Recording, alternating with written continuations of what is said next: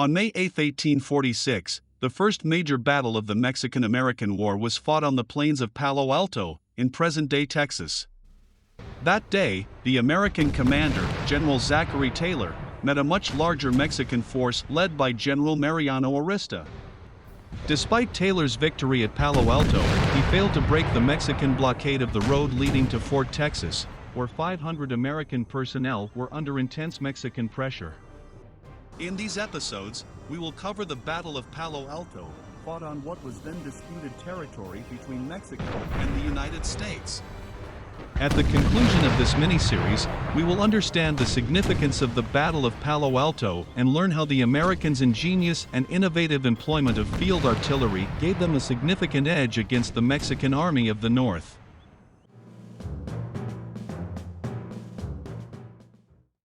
In the spring of 1846, the American Army of Occupation advanced into the disputed territory between Mexico and the United States.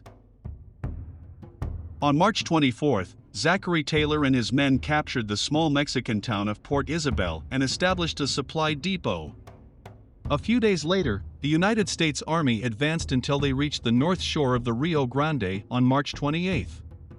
In early April, the Americans started the construction of a fort, later known as Fort Texas, on the north shore of the river, opposite the city of Matamoros. A few weeks later, on April 24, 1846, a portion of the Mexican army crossed the Rio Grande and, on the next day, defeated an American patrol, led by Captain Seth Thornton at Rancho Carricitos.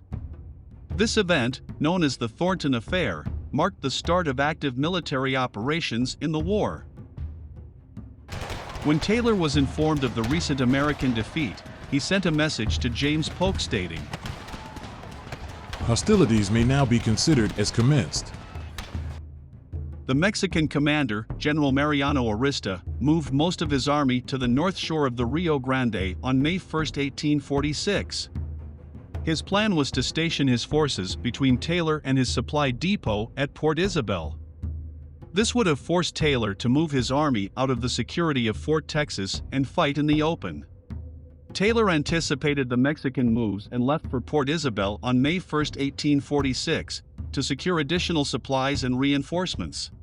General Arista's strategy failed because his forces took longer than expected to cross the Rio Grande, causing him to miss Taylor by a few hours. On May 2, Taylor arrived in Port Isabel without incident.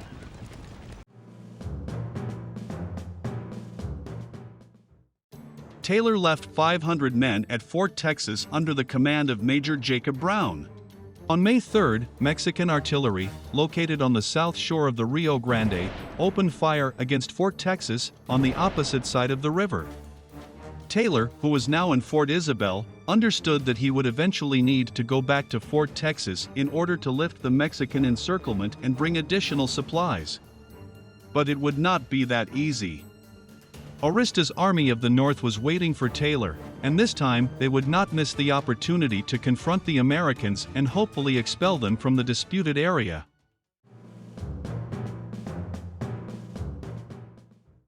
The two armies fighting the opening phase of the Mexican-American War were the Mexican Army of the North and the American Army of Occupation. Before we go into the details of the battle, let's get to know the Mexican and American Army leaders.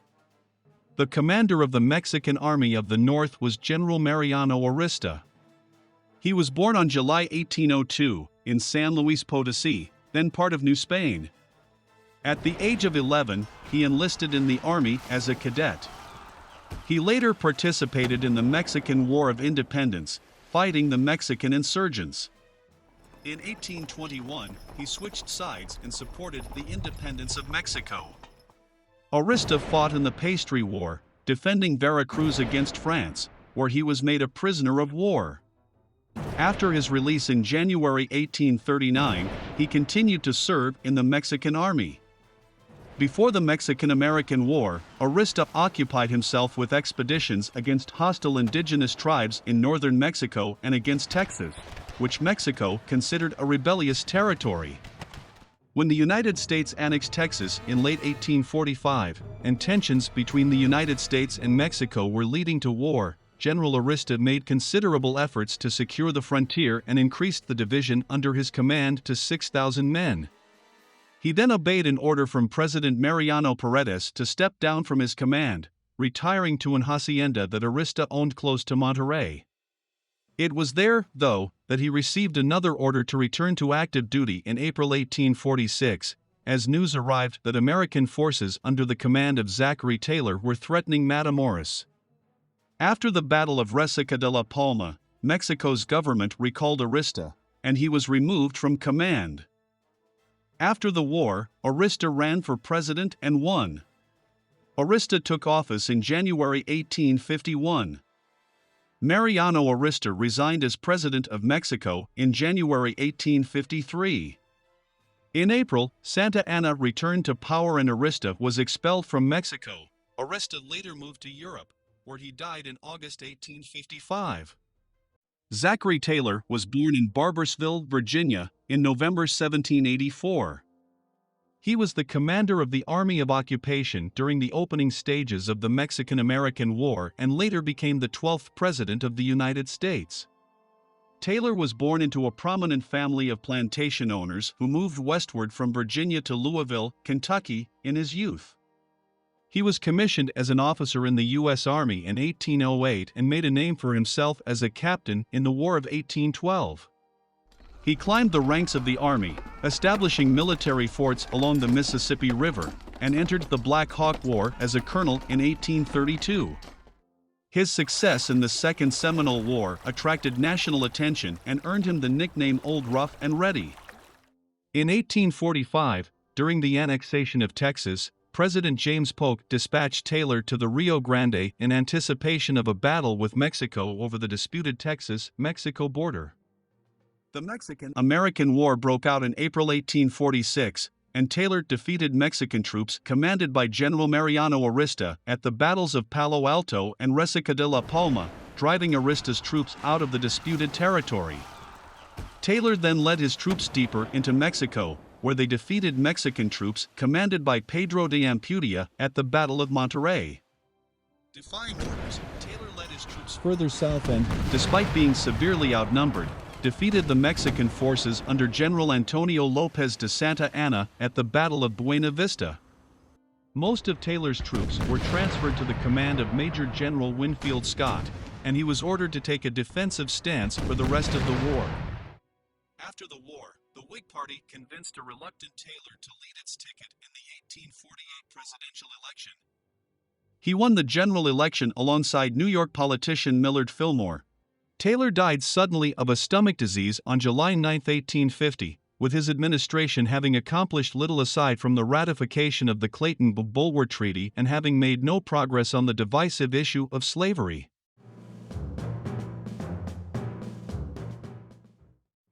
On May 3, 1846, when the siege of Fort Texas started, most of the Army of Occupation was at Port Isabel.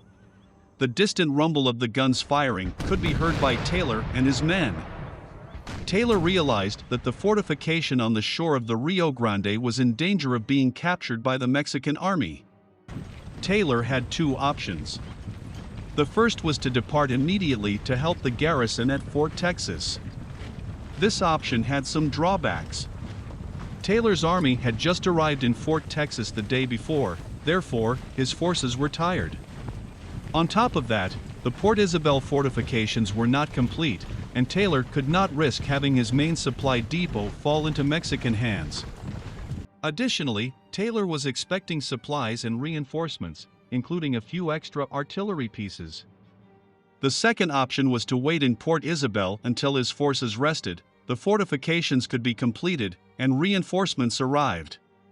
The drawback of this option was that the longer he waited in Fort Isabel, the higher the risk that Fort Texas could fall into Mexican hands, putting 500 of his men at risk and completely changing Taylor's strategic plans.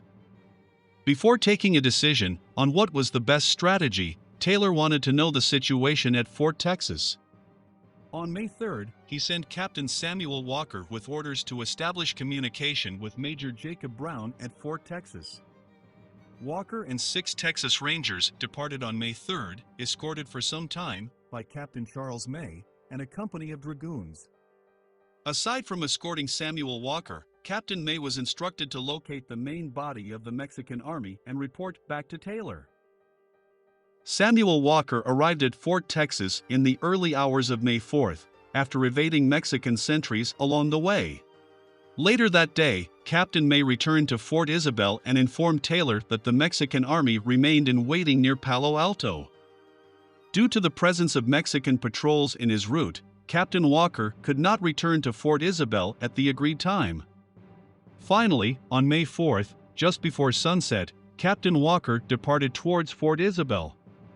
In addition to his own observations, he also obtained a letter from Jacob Brown addressed to Taylor, in which Brown described what had happened since the start of hostilities. Walker was able this time to evade the Mexicans arriving at Fort Isabel on the morning of May 5th. Upon hearing the news from Walker, Taylor was confident that the situation at Fort Texas was not desperate and morale was high. Meanwhile, in the Mexican camp, Arista was getting frustrated as he could not lure Taylor out of Fort Isabel as he had expected. Arista decided to put additional pressure on Fort Texas to coerce Taylor out of the safety of Fort Isabel. On May 5th, he sent General Ampudia with approximately 1,200 men, 2 artillery pieces, and 2 howitzers to besiege the American fort from the north shore of the Rio Grande.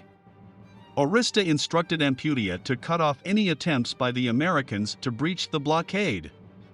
Arista believed that when Taylor became aware of the renewed pressure on the fort and of his inability to establish communications with it, he would at last prepare to take decisive action.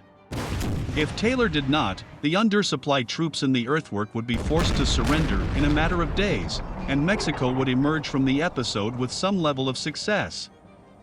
The same day, General Arista ordered his troops to break camp at Palo Alto and relocate to the Tanques de Ramirino, another collection of ponds in the vicinity of Loma Alta. He believed that this new location would permit better monitoring of the Americans and would allow quick movement in either direction to intercept Taylor's troops in case the American army attempted to avoid the main road leading to Matamoros. Arista's decision to move his army to a new location would have a great impact in the upcoming battle.